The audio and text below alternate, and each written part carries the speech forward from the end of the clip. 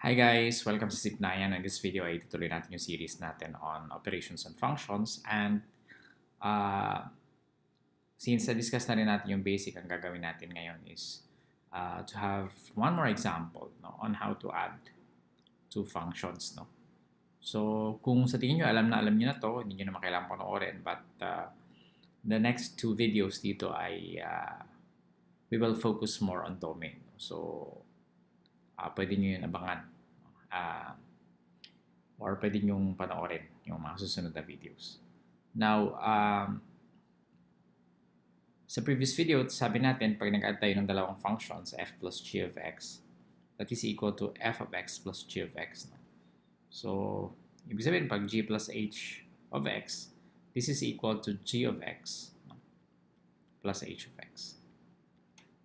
And since meron tayong function na g of x, which is negative 3x plus 4, i-add lang natin yan sa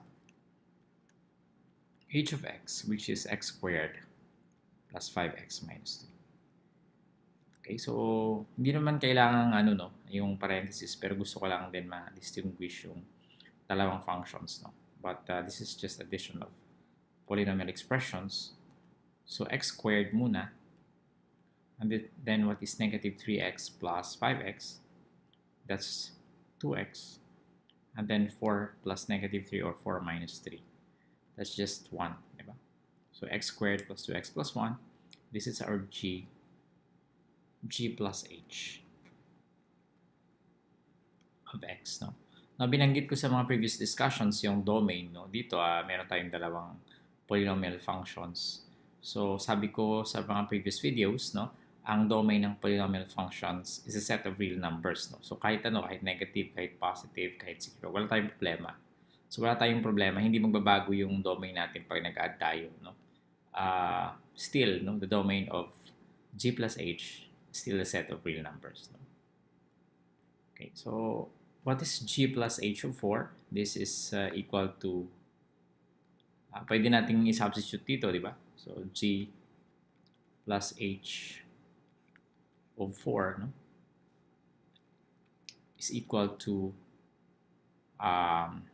x squared plus 2x plus 1. So magiging, substitute natin yung 4 dun sa x, magiging 4 squared plus 2 times 4 plus 1, which is equal to 16 plus 8 plus 1, which is equal to 25. Or kung gusto nyo, pwede nyong gamitin yung definition. Pwede kayo mag g of 4 plus h of 4, no? Pwede rin yun, no? So, alam na natin na 25 to. So, this is 25. Pwede nyo rin g plus h of 4, pwede rin to.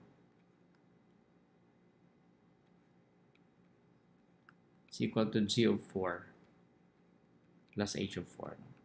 From the definition, di ba? So, this is equal, what is g of 4? Yun nga lang, magsasubstitute kayo ulit, mas madali ito. So, g of 4 is negative 3 times 4. Ilan yun? Negative 12 plus 4. Negative 8, no? So, this is negative 8. Plus, what is h of 4? 4 squared, 16. Plus 20 minus 3. Tama ba? 16 plus 20 is 36 minus 3. What is 36 minus 3? 33. No? Negative 8 plus 33.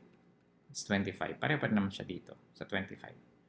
So, but of course, mas madali na pag nandito sa final o sa sum na ng dalawang function. Substitute natin. No? Kasi dito dalawang functions pa tayo magsasubstitute and then we add. But gusto ko lang highlight na pwede itong isang method pa. So, g plus h of negative 2. So, dito na tayo mas madali. So, magiging g plus h of negative 2 is equal to negative 2 squared plus 2 times negative 2 plus 1. So, that's 4 plus negative 4 plus 1, which is 1. So, 0 na to, di ba? So, g plus h negative 2 is equal to 1. Okay, so basically these are computations, no, and algebraic manipulations and addition of algebraic expressions. So, yan yung reason kung bakit kailangan nyo i-master yung mga basics, no? Kasi hindi tayo pwede mag-aral ng mga ganito, no? Yung mga higher math pag hindi nyo alam yung addition of algebraic expressions, no? So, you have to master the basics. Okay, that's it. Yung susunod na discussions natin, maybe we'll have 2 more videos on addition of functions, pero ang focus natin doon ay paano kunin yung domain ng ating sum function, no? Yung sum ng dalawang functions. Okay, so gusto ko i-invite sa ating YouTube channel sa Sipnayan. Mag-subscribe kayo. Marami tayong ina-upload. We have at least 1 video a day. And we have more than 900 videos also. So, pwede nyo explore yung channel. And we have our Facebook page, facebook.com/sipnayanpage, and our website.